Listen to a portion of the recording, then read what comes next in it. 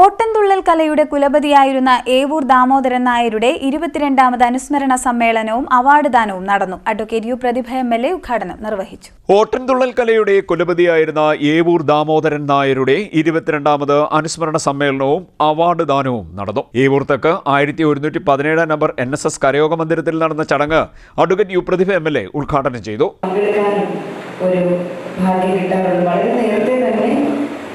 Sir വിളിച്ചിട്ട് ഇതുപോലെ ഈ വർഷവും നമ്മുടെ പ്രോഗ്രാം നടക്കുകയാണ്. അപ്പോൾ അതിനകത്തൊരു പ്രത്യേകത എന്ന് വെച്ചാൽ ഏറ്റവും ടാലൻറ്റഡ് ആയിട്ടുള്ള ഒരു പറ്റം കലാകാരന്മാരുടെ ലിസ്റ്റിൽ നിന്നാണ് വളരെ അനുഗ്രഹീതരായിട്ടുള്ള കലാകാരന്മാരെ തിരഞ്ഞെടുക്കുന്നത്.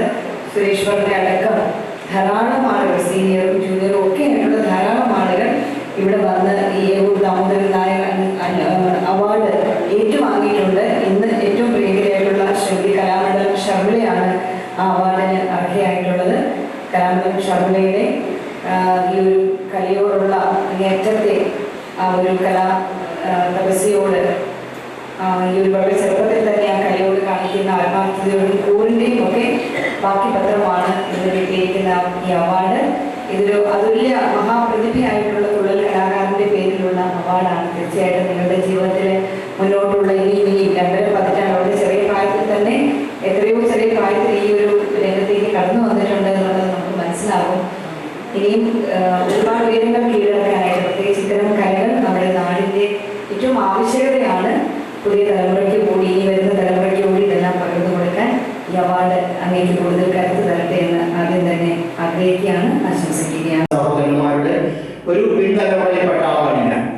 അവരാണ് കേരളത്തിൽ ആദ്യമായി കഥകളി പോപ്പുലറൈസ് ചെയ്തത്, കഥകളി ജനകീയമാക്കിയത്, കഥകളി സംഗീതത്തെ ജനകീയമാക്കി. അതിന് പ്രധാനപ്പെട്ട കാരണം ഉച്ചാരണ ശുദ്ധിയോടുകൂടി ആദ്യം രാഗവിസ്ഥാനങ്ങളില്ലാതെ കഥകളി പദം രംഗത്ത് അവതരിപ്പിക്കുകയും ആളുകളിടയിലേക്ക് കഥകളി പദം ചെന്നു ചേരുകയും ചെയ്യുന്ന ഒരു അവസ്ഥ ഉണ്ടായിരുന്നു.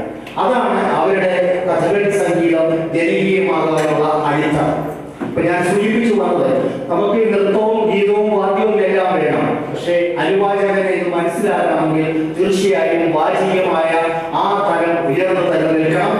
എനിക്ക് ഈ Kalamandalam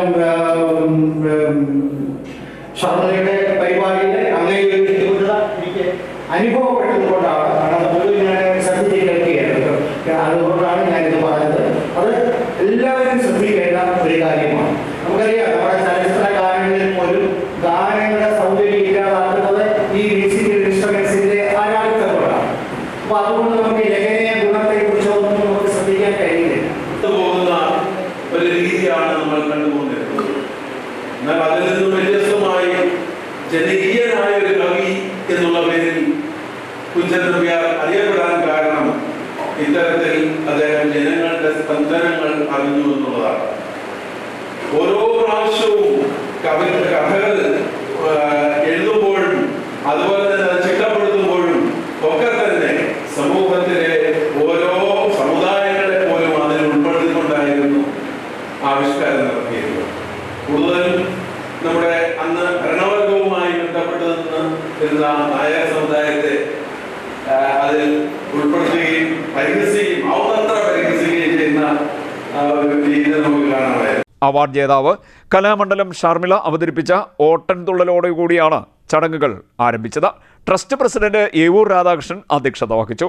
trust secretary advocate D. Sanalkumar സ്വാഗതം പറഞ്ഞു.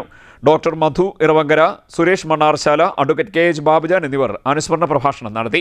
ഏവൂർ ദാമോദരൻ നായർ അവാർഡ് കലാമണ്ഡലം ഷർമിള ഏറ്റുവാങ്ങി.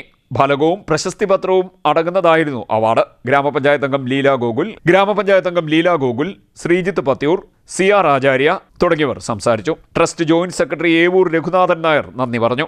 CDNet news, Harippad.